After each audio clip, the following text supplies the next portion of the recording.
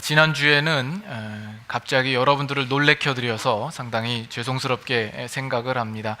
예배 끝나고 몇 분은 찾아오셔서 본인처럼 심장이 약한 사람은 심장마비에 걸릴 뻔하셨다고 그 놀라움을 전해주시기도 하셨습니다. 물론 아무 말씀이 없으셨던 분들 가운데에서는 아깝다, 좋다가 말았네, 뭐 이런 생각을 가지신 분도 있을지 모르겠습니다. 일단은 예수님께서 그 작별을 제자들에게 고했을 때 이 제자들이 가졌던 그 당혹스럽고 놀란 마음들을 여러분들이 직접 체험할 수 있게 만드는 일에 있어서는 성공적이었다라고 봅니다. 하지만 다음부터는 농담으로라도 이런 이야기는 하지 말아야 되겠다 이렇게 생각을 했습니다. 여러분들에게 솔직히 말씀을 드려서 누군가가 안 목사님 우리 교회에 오셔서 우리 교회를 좀 맡아주시죠, 이렇게 저에게 제안을 해왔던 적이 한두 번 있었을 만도 한데 아직까지 한 번도 없었습니다. 그래서 저는 참 제가 실수투성이고 부족하고 연약하고 그럼에도 불구하고 참고 인내해주고 기다려주고 또 생각해주시는 우리 교회 성도님들을 너무나도 사랑하고 또 항상 감사하게 생각을 하고 있습니다. 그렇습니다. 오늘 본문에 보면 예수님께서 그 제자들에게 내가 다시 오리라 이렇게 말씀을 하시죠. 저도 다시 올 겁니다. 그래서 여러분 걱정하지 마시기 바랍니다. 예수님께서 우리를 위하여서 처소를 예비하시고 다시 오셔서 우리를 영접하여 예수님 있는 곳에 우리도 함께 있게 하겠다 이렇게 말씀을 하십니다. 이거는 그 당시 이 말씀을 받는 제자들이나 아니면 우리 모든 성도들에게 참으로 큰 위로가 되고 소망이 되는 약속의 말씀입니다. 그래서 지난주에는 이 근심거리 많은 이 인생 속에서 우리는 신자로서 눈을 떠서 하나님께서 우리를 처음에 부르실 때부터 가지셨던 하나님의 예정하심과 그 계획하신 영광의 자리가 있다는 것을 우리가 알고 그것을 이미 허락받고 소유받은 우리는 이 세상을 살 때에 어떤 근심도 가지지 말아야 할 것을 여러분들에게 말씀을 나누었습니다. 그러나 여기서 끝날 것이 아니라 여기서 한 가지 더 생각해야 할 것이 있습니다. 그러면 우리가 그 믿는 마음으로 예수님 올 것을 기대하면서 예수님이 언제 오실까? 어디서 오실까? 어떻게 오실까? 늘 우리가 하늘만 바라보고 쳐다보고 기다리는 삶을 살아서는 안 되겠죠. 우리가 이 땅에서 그저 버티고 인내하면서 그때만을 바라보고 사는 것이 아닙니다. 이 땅에 살면서 예수님 오시기까지 그러면 우리가 보다 구체적이고 적극적으로 어떻게 살아야 할 것인가에 대한 문제가 남아 있습니다. 이 문제는 이미 예수님께서 그 제자들에게 가르치실 때에 비유로 하신 말씀 가운데 아주 명백하게 나타나 있습니다. 그래서 오늘은 이 요한복음 이 자체 본문이 아니라 그 비유 말씀 본문을 중심으로 해서 우리가 몇 가지를 좀 생각해 보기를 원합니다. 특별히 오늘은 또 우리 직분자 선출하는 그런 과정이 있지요. 그런 상황에 오늘 말씀이 적절한 말씀이 되기를 기대해 봅니다. 그리고 제 마음이 지금 심히 급해져 있습니다. 우리가 시간이 그렇게 많지 않기 때문에 그래서 좀 말이 빨라질지 모릅니다. 그래서 여러분들이 집중해서 들으실 수 있기를 바랍니다. 마태복음 24장으로 한번 가보겠습니다. 마태복음 24장 42절 말씀, 마태복음 24장 42절 말씀.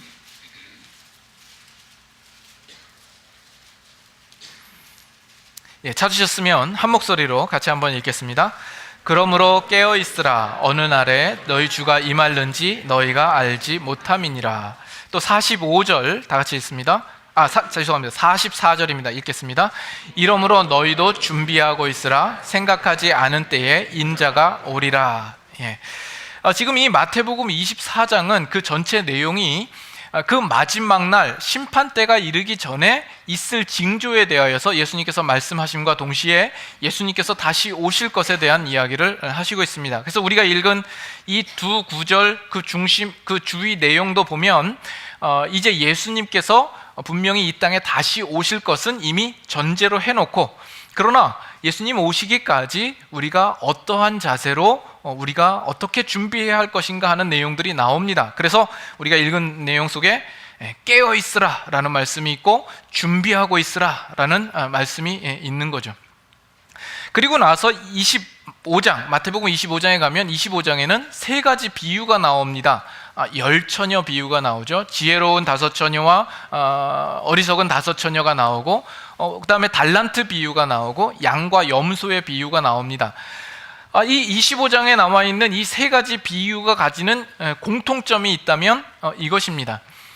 예수님께서 나중에 분명히 우리에게 다시 오실 텐데, 그때는 심판과 결산의 때가 이를 것이고, 그 심판과 결산의 그 판단 기준은 무엇이냐면, 예수님께서 오시기 전까지 이 땅에서 우리가 어떻게 준비하였으며 맡겨진 일들을 어떻게 수행했느냐로 결정하신다 하는 내용들이 그 비유마다 다 들어있다고 이렇게 볼 수 있습니다. 여러분, 예수님께서 다시 오신다고 이렇게 하셨는데, 예수님께서 다시 오시는 일에 대해서 여러분 그렇게 크게 실감이 안 나죠. 예수님이 오신다고는 하지만 지난 2000년 동안에도 예수님이 안 오셨어요. 그래서 우리 생각에, 여러분 생각에 내가 살아있는 동안에도 예수님은 오시지 않을 것 같다라는 느낌이 많죠. 물론 그 가능성이야 우리가 인정을 하지만, 적어도 내가 살아있는 동안에는 안 올 것 같은 느낌을 우리는 하고 삽니다. 그래서인지 우리의 신앙생활은 언제나 여유가 있어 보입니다. 느긋하게 신앙생활을 하죠. 24장 48절을 보세요. 만일 그 악한 종이 마음에 생각하기를 주인이 더디 오리라 하여, 우리도 마음에 생각하기를 예수님이 더디 오리라 이렇게 생각하고 있는지 몰라요. 자, 그러나 좀 전에 말씀드렸던 대로 예수님께서 오시게 되면 그때에는 심판이 있을 것이고, 그 심판 때에 우리를 평가하는 그 기준은 우리가 이 땅에서 살면서 우리가 어떻게 행했는지에 따라서 그것을 결정할 것이다 라고 말씀하셨다라는 이야기를 했습니다. 그렇게 되면 우리는 이제 심각해져야 합니다. 예수님께서 언제 오실지 몰라요. 10년 후에 오실지, 100년 후에 오실지, 500년 후에 오실지, 1000년 후에 오실지 몰라요. 그러나 이제는 그 언제가 중요하지 않습니다. 여러분들에게 분명한 사실 한 가지는, 예수님께서 오시게 되면 그때는 이 세상의 끝, 종말이 이르게 되겠지만, 여러분의 개개인의 종말은 예수님 오실 때가 아니라 여러분들이 죽음을 맞이할 때가 되는 것이죠. 그러면 그 얘기는 뭐냐면, 우리가 심판대 앞에 서서 우리를 평가하실 때에 우리가 이 땅에서 그 심판을 준비하면서 살아가는 그 삶과 시간이라는 것은 예수님 오실 때까지가 아니라 내가 죽음을 맞이할 그때까지입니다. 그러면 우리는 이제 얼마 안 남은 거죠. 그 평가받고 심판받을 일들을 위하여서 준비할 기간이 이제 얼마 안 남은 겁니다. 여러분, 얼마나 남으셨어요? 지난주에 저는 병원에 가서 의사에게 이렇게 좀 몸에 이상이 있다고 이렇게 검사를 받았습니다. 의사 선생님이 저한테 목사님의 몸에 지금 암이 많이 퍼져 있어서 이제 3개월밖에 못 삽니다, 그러는 거예요. 이제는 더 이상 속지 않으시죠? 가정해보는 겁니다. 그냥 그렇게 되면 어떨까라는 겁니다. 물론 저야 이렇게 피 검사를 다 해보고 이렇게 건강하고 큰 이상이 없고, 이제 콜레스테롤만 조금 정상치보다 조금 높다라고 이야기를 하면서 운동을 열심히 하라고 그렇게 충고를 받았습니다. 그래서 앞으로 아내의 눈치 보지 않고 더 열심히 테니스를 칠 수 있겠다, 이런 좋은 감사한 마음을 가지고 있습니다. 어쨌든 이제 3개월밖에 못 산다. 그러면 어떤 생각이 드시겠어요? 그러면 그 사람이 이제 먹고 살 것을 걱정하고 먹고 살 일을 위하여서 살지는 않을 겁니다. 그것보다 다른 문제를 더 중요하게 생각을 하겠죠. 내가 지금까지 살아오면서 나에게 은혜를 준 사람에 대하여서 내가 어떻게 보답을 해야 될까? 그런 내가 빚이 있으면 빚도 청산해야 되겠고, 마음의 빚이 있으면 그 마음의 빚도 갚아야 되겠다. 우리 가족들을 위하여서 소중한 시간을 가져야 되겠고, 좋은 추억을 남겨야 되겠다. 정말 좀 더 시간이 있었더라면, 나에게 3년이라는 시간이 있었더라면, 아니 3년도 아니고 1년, 아니 6개월만 있었도 좋았을 뻔했는데, 이 3개월이라는 시간밖에 없다라는 것은 너무나도 안타깝다. 그 하루하루가 얼마나 소중하겠습니까? 우리 인생은 다 시한부 인생입니다. 그렇죠? 다시 한번 여러분들에게 각인시킵니다. 우리는 다 시한부 인생입니다. 그 시한부 인생이 아닌 사람이 있습니까? 마냥 길지 않을 것입니다. 그 주어진 인생을 여러분 어떻게 살 겁니까? 물론 우리 예수 그리스도를 믿는 우리 신자들은 우리가 죽은 이후에도 영원한 생명이 우리 앞에 있고 우리가 보장받고 있습니다. 그러나 그날 심판에 다가섰을 때 우리를 심판하시기 위하여서 우리를 평가하는 우리의 준비된 삶을 준비하는 일에 있어서는 이제 얼마 남지 않은 것이죠. 얼마나 남았어요? 이제 인생의 5부 능선과 6부 능선을 지나시는 분들이 많이 있을 것이고, 여러분의 인생을 지금 이제 살펴봐도 이제 살아온 날보다 살아갈 날이 정말 얼마 남지 않은 것을 보지 않습니까? 2분의 1, 3분의 1, 4분의 1, 5분의 1밖에 남지 않은 인생을 여러분 남겨두고 있지 않습니까? 여러분 어떻게 살 겁니까? 여전히 여러분의 인생에서 먹고 사는 문제가 가장 중요합니까? 우리가 어떻게 살아가야 할지에 대하여서 예수님께서 하신 비유 중에서 달란트 비유를 우리가 좀 다시 한번 묵상해 보기를 원합니다. 이미 지난 금요선양 예배 때 우리가 마태복음을 강의하면서 함께 나누었던 말씀이지만 다시 한번 몇몇 부분 생각해 보기를 원합니다. 그 달란트 비유를 보면 여러분들이 잘 아시지만 그 주인이 종들에게 나눠줄 때 다 똑같이 나눠주지 않죠. 누구는 1달란트를 주고 누구는 2달란트 주고 누구는 5달란트를 줍니다. 그렇게 나눈 기준은 뭡니까? 25장 15절을 보시죠. 25장 15절. 각각 그 재능대로 한 사람에게는 금 5달란트를, 한 사람에게는 2달란트를, 또 5달란트를, 1달란트를 주었다, 이렇게 나옵니다. 각각 그 재능대로입니다. 각각 그 재능대로. 여러분, 이 주인이 그 종의 어떤 능력과 역량에 따라서 그것을 주었다라는 이 내용을 보면서 여러분 마음에 혹시 불만이 들어보신 적은 없습니까? 왜 누구는 많이 주고 누구는 조금 주는가? 불공평하다라고 생각해 본 적이 없지 않습니까? 그러나 그 재능대로 주었다라는 것은 감사할 일입니다. 지금 주인이 그 종들을 바라볼 때 보고자 하는 것은 적어도 그 종들이 가지고 있는 재능이 얼마나 되고 능력이 얼마나 되는가를 보기를 원치 않는다라는 것입니다. 만약 그랬다면 똑같이 우리들에게 준다 그러면 다 한 사람씩 10,000불을 주고, 자 이제 또 나가서 그 돈을 불려와라, 요이 땅. 그래서 나가서 돈을 불려오게 한 후 그 다음에 제일 못 보러 온 사람을 탈락시키는 어떤 그런 식으로 다가올 겁니다. 그것은 상당히 경쟁 심리를 부추겨 일으키는 것이고 우리에게는 스트레스를 주는 것일 겁니다.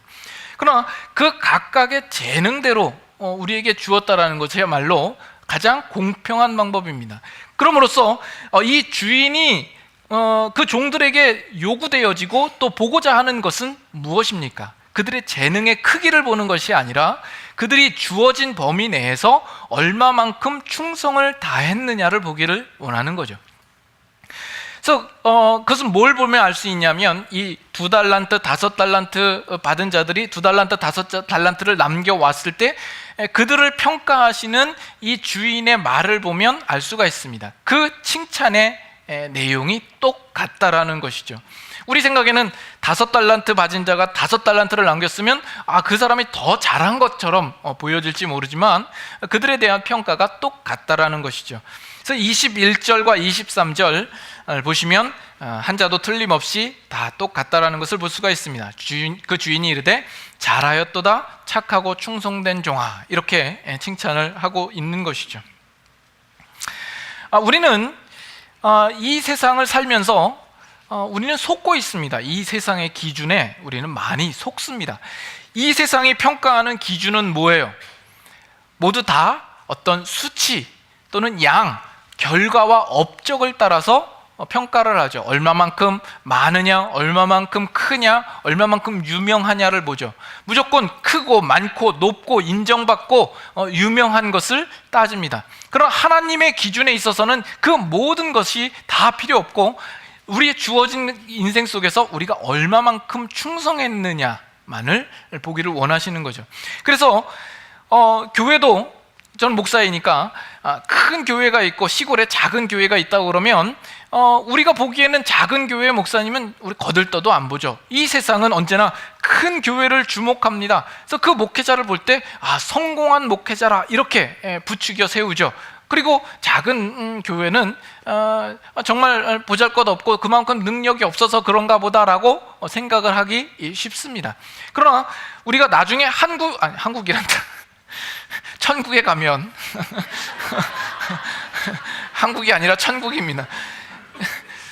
천국에 가면 그 평가는 완전히 뒤집어질 수도 있는 거죠. 하나님이 보시는 것은 이 세상에서의 얼마나 크고 많은 문제가 아니라 얼마만큼 충성했느냐의 문제이기 때문에 그런 것이죠. 그래서 목회의 성공이라는 것은 사실 어불성설입니다.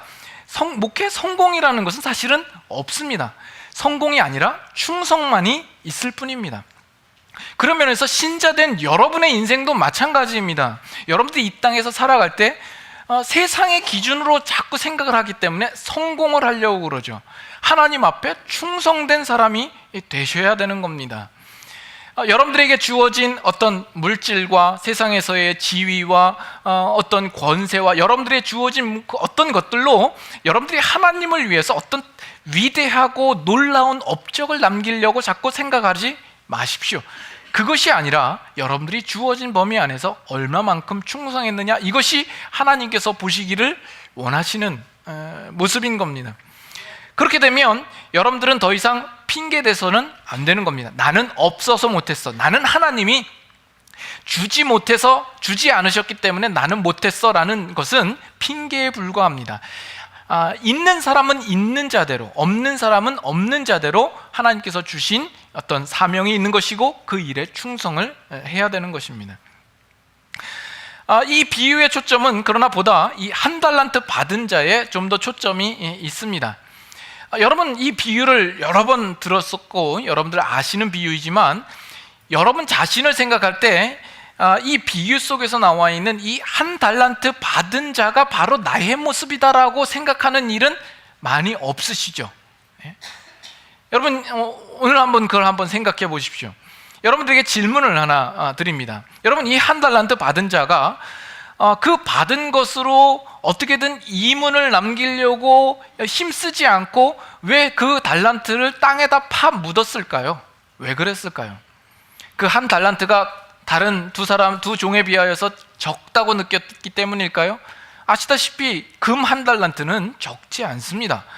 한 달란트는 그 노동자 하루에 열심히 일한 노동자가 받는 품삯을 하나도 쓰지 않고 20년을 꼬박 모아야 한 달란트가 될 수 있는 엄청난 돈입니다.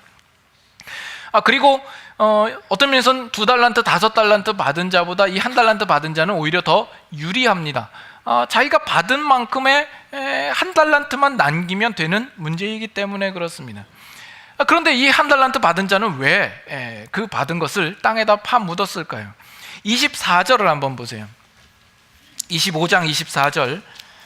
한 달란트 받았던 자는 와서 이르되 주인이여, 당신은 굳은 사람이라 심지 않은 데서 거두고 해치지 않은 데서 모으는 줄을 내가 알았으므로, 25절 다 같이 읽습니다. 두려워하여 나가서 당신의 달란트를 땅에 감추어 두었나이다. 보소서 당신의 것을 가지셨나이다. 여러분, 여기서 한 가지 우리가 포인트 삼아서 기억해야 할 것은 뭐냐면, 이 주인이 종들에게 그 한 달란트를 준 것이 아닙니다. 그 달란트들을 준 것이 아니라 맡긴 것이죠.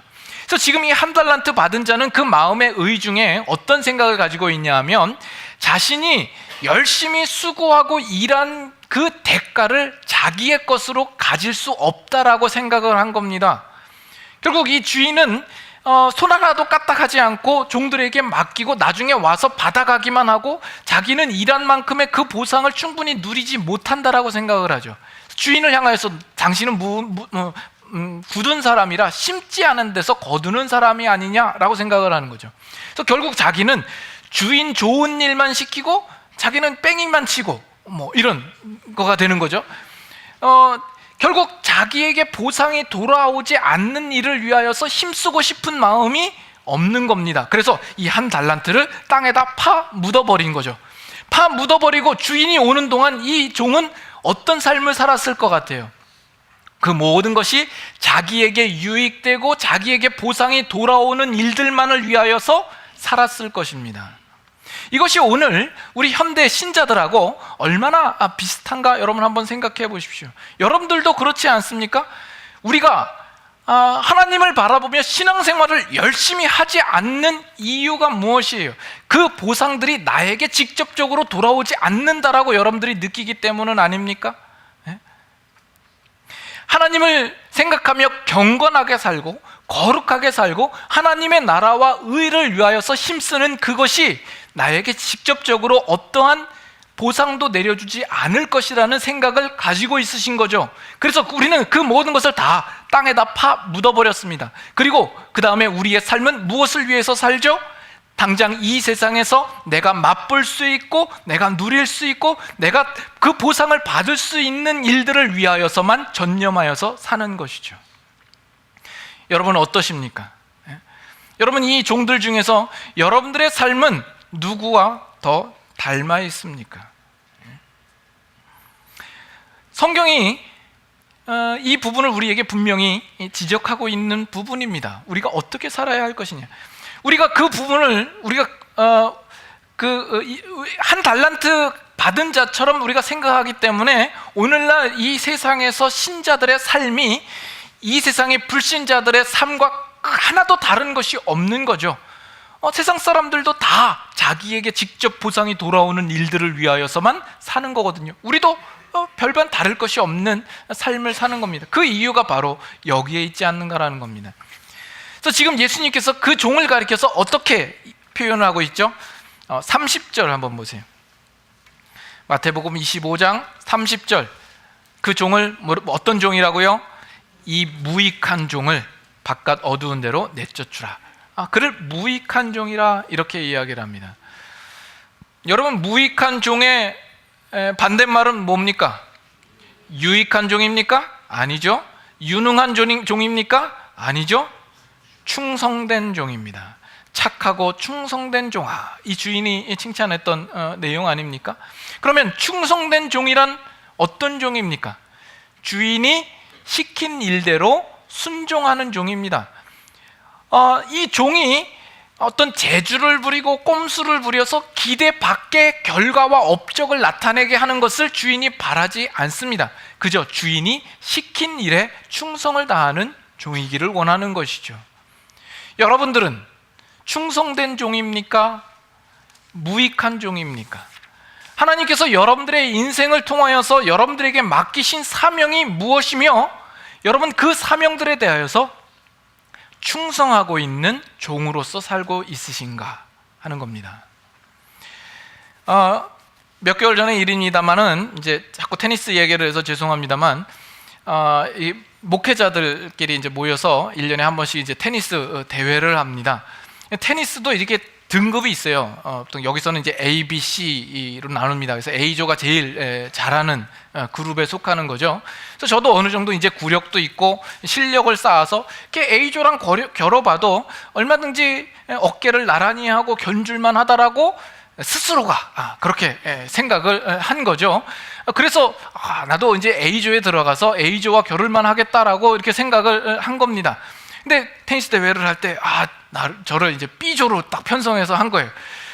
그 마음이 얼마나 언짢든지 정말 그 무시당하는 느낌과 외면당하는 느낌과 왠지 텃세를 부리는 것 같고 나를 과소평가하는 것 같고 그래서 한 주 동안 씩씩거리면서 아주 그냥 마음이 언짢게 지냈습니다. 그래서 시험 들 뻔했어요. 이놈의 테니스 때려쳐 말어 이렇게 생각을 하면서 이렇게 지내다가 제 머릿속에 한 가지 딱 생각이 나는 게 있는 겁니다. 뭐냐면 왜 그런 일들이 있죠? 교회 안에서 이제 직분자 이렇게 선거를 하다 보면 그 일들 때문에 시험 당하는 사람이 있죠. 그 당락이 결정되고 난 다음에 왜 나는 안 뽑아줬냐? 왜 불만이 많아요. 왜 목사님이 나를 안 알아주는 거야? 왜 이 교회는 나를 이렇게 과소평가하는 거야? 그래서 시험 들어서 교회를 안 나온다든지 아주 분란을 일으키는 경우들을 우리가 종종 보죠. 그 일들에 대하여서 저는 목사이기 때문에 그 일들이 사실은 크게 이해는 안 되고 잘못됐다라고만 생각을 했는데, 제가 그 일들을 통하여서 이런 사람이 이런 심정 때문에 이런 시험에 드는구나라는 것이 이제 이해가 되기 시작한 거예요. 그래서 제 자신 안에도 비슷한 모습이 있는 것을 발견하고 이게 뭐가 문제지? 그래서 제 자신을 스스로 진지하게 한번 돌아봤습니다. 그랬더니 거기에는 헛된 자존심이 들어있던 거죠. 세상 사람들에게 인정받고 싶은 마음이 있는 겁니다. 여러분 생각해 보세요. 테니스 치고 잘 치고 그게 중요해요? 자존심 세울 만한 거예요? 물론 여러분들이 관심이 없으니까 그렇겠지만 저 자신도 사실 한 발짝 뒤로 물러나서 보면 사실 그건 중요한 게 아닌 거거든요. 그렇지 않아요? 축구 선수가 축구를 잘하는 것에 자존심을 세워야지 축구 선수가 게임하고 오락하는 거에 자존심을 세우면 얼마나 어리석은 겁니까? 목회자면 이 목회에 대하여서 어떤 자존심을 가져야 할 문제이지 그 밖에 있는 문제들은 사실 중요한 것이 아니지 않습니까? 우리는 이 부분을 먼저 깨달아 알아야 합니다. 여러분들이 이 세상에 살면서 무엇 때문에 자존심이 상하고 무엇 때문에 자존심을 높이고 있는가라는 겁니다. 교회 안에서도 이 직분자 선거를 할 때 직분을 얻은 사람이야 정말 이것을 영광스럽게 생각하고 하나님의 부르심이 있는 줄 알고 정말 겸손하게 낮아진 모습으로 행할 그 마음을 가져야 합니다. 그러나 직분이 되고 안 되고의 문제보다 우리에게는 더 자존심을 내세워야 할 더 본질적인 부분이 있죠. 하나님께서 우리를 신자로 부르신 신자로서의 하나님의 자녀로서의 가져야 할 우리 신자된 자존심을 우리는 먼저 기억해야 할 것이다라는 것입니다. 나중에 하나님 앞에 설 때에 너 땅에서 직분이 뭐였냐로 우리를 평가하실 일들이 전혀 없습니다. 우리가 신자로서 신자답게 살았느냐를 우리를 보시지 않겠습니까? 여러분, 외면당하고 과소평가 받는 일에 있어서 가장 큰 그 자존심 상할 만한 분이 누구라고 생각합니까? 예수님 아니십니까? 예수님은 하나님의 아들입니다. 하나님의 본체이십니다. 그런데 연약한 죄된 인간의 모습을 입고 내려오셔서 모든 인간들도 혀를 내두를 만한 그 자리, 십자가의 자리까지 가신 거예요. 얼마나 자존심 상할 만한 일입니까? 그럼에도 불구하고 예수님께서 기꺼이 그 일들을 행하신 이유는 무엇이죠? 하나님이 기뻐하시는 일이기 때문에, 하나님이 맡기신 일이기 때문에, 세상 사람들이 다 외면하고 조롱을 하고 손가락질을 한다 할지라도 하나님이 기뻐하시는 일이기 때문에, 결국 신자들이 가져야 할 자존심은 이 문제가 아니겠습니까? 우리가 교회의 직분을 얻고 안 얻고의 문제가 아니라, 세상 사람들에게 인정을 받고 안 받고의 문제가 아니라, 우리가 나중에 하나님 앞에 심판대 앞에 섰을 때에 우리가 하나님께로부터 어떻게 평가받고 있느냐가 우리의 자존심이 되어야 합니다. 세상에서 내가 외면당하고 사람들이 나를 가짜게 여기는 부분들에 대하여서 얼마든지 양보할 수 있습니다. 나를 향하여서 바보라고 손놀림하는 그 일들에 대해서도 우리가 양보할 수 있습니다. 그러나 우리가 절대로 양보해서는 안 될 한 가지 일들은, 우리가 나중에 장차 하나님 앞에 섰을 때에 잘하였도다 착하고 충성된 종아, 우리를 인정해 주시고 포옹해 주시며 가장 높게 평가해 주시는 그 칭찬의 일만큼은 우리가 그 자존심을 포기해서는 안 될 것입니다. 하나님 나라의 일은 어떤 일이나 성과, 재주와 능력, 인정에 있지 않습니다. 충성에 있는 것입니다. 그래서 이 교회라는 것도 유능함의 문제를 따지는 곳이 되어서는 안 됩니다. 교회의 직분자도 얼마만큼 뛰어나냐, 재능이 있냐, 실력이 있느냐의 문제가 아닙니다. 그 사람이 얼마나 종된 자세와 그 성실함과 충성심을 가졌느냐로 우리는 그것을 바라볼 수 있어야 합니다. 우리가 그렇게 하나님 앞에 충성을 함으로써 우리에게 돌아오는 보상은 뭡니까? 그러면 이 비유 속에서 그 보상을 두 가지로 이야기를 합니다. 아까 21절 다시 한번 보시죠. 21절 23절에 그 주인이 이르되 잘하였도다 착하고 충성된 종아, 내가 적은 일에 충성하였음에 내가 많은 것을 네게 맡기리니 내 주인의 즐거움에 참여할지어다. 여기 보면 내가 적은 일에 충성하였으니 내가 많은 것을 네게 맡기리니, 많은 것을 네게 맡기는 것으로 설명을 합니다. 여러분 생각해 보세요. 그 종에게 더 많은 것을 준다라고 이야기를 하지 않고 맡긴다라고 이야기를 해요. 그러면 어떤 면에서 이 종은 그만큼 책임감이 더 늘어난 것이죠. 그래서 이 비유에 보면 한 달란트 받은 자의 것을 빼앗아서 10달란트 있는 자에게 주라라고 이야기를 합니다. 그러면 2달란트를 남긴 자보다 이 5달란트를 남긴 자는 더 유익 아닙니까? 11달란트를 받아서 그 사람은 더 유익될 것이라고 생각합니까? 어떤 면에서는 그 사람은 더 큰 책임을 가져야 하는 입장에 놓여 있는 겁니다. 여러분 그게 보상이에요? 하나도 보상처럼 생각지 않죠. 그러나 이 주인이 그 보상을 줄 때에 그 보상이 단순히 물질적인 것이 아님을 보아야 합니다. 달란트, 2달란트를 주고 5달란트를 주는 것이 보상이 아닙니다. 그것 이상이죠. 그것 이상의 더 좋은 것을 주시는 거죠. 그에게 더 많은 것을 맡기겠다라는 것은 뭡니까? 그 더 많은 것을 맡길 만한 만큼 내가 너를 인정하며 맡길 자로 보겠다라는 겁니다. 그걸 맡길 수 있는 어떤 자격 요건이 되었다라는 것이죠. 성경은 우리 하나님의 자녀된 우리 신자들을 향하여서 하나님의 상속자, 하나님 나라의 상속자 될 것을 이야기를 합니다. 오늘 그 25장에도 25장 34절 한번 보시죠. 34절 우리 한번 같이 한번 읽어봅시다. 그때의 임금이 그 오른편에 있는 자들에게 이르시되 내 아버지께 복받을 자들이여 나와 창세로부터 너희를 위하여 예비한 나라를 상속받으라. 상속받으라. 이 누가복음 19장에는 문화의 비유가 나오는데 그 열문화를 남긴 자에게 너는 열 고을을 차지하라 이렇게 나옵니다. 그 열 고을을 다스릴 권세를 이제 허락해 주시는 것이죠. 로마서 8장 17절에는 뭐라고 나오죠? 자녀이면 또한 후사, 자녀이면 또한 상속자, 곧 하나님의 상속자여 그리스도와 함께한 상속자니 내가 그와 함께 영광을 받기 위하여 고난도 함께 받아야 할 것이다. 우리는 이제 장차 하나님 나라의 상속자로 세워질 것입니다. 그 상속자로 세움을 받기 위하여서는 이 땅에서 우리가 충성을 다하는 것이죠. 그러므로써 우리에게 그 하나님 나라를 상속할 만한, 맡길 만한 그런 자격을 주시고 우리를 인정해 주시는 것이, 이것이 우리의 보상입니다. 우리가 지금 생각하고 기대하는 것보다 훨씬 영광스러운 보상이 될 것입니다. 또 한 가지는